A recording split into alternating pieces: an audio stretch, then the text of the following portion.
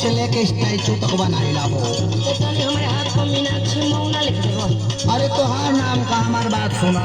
बोला राजाऊ के नाम चाहे आराऊ के नाम हो।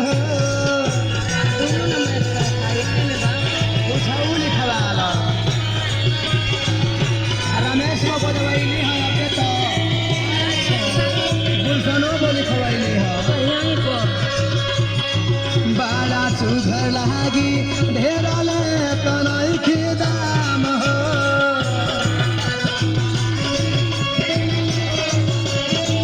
खाली 125 रुपया लागी है गुलशन को।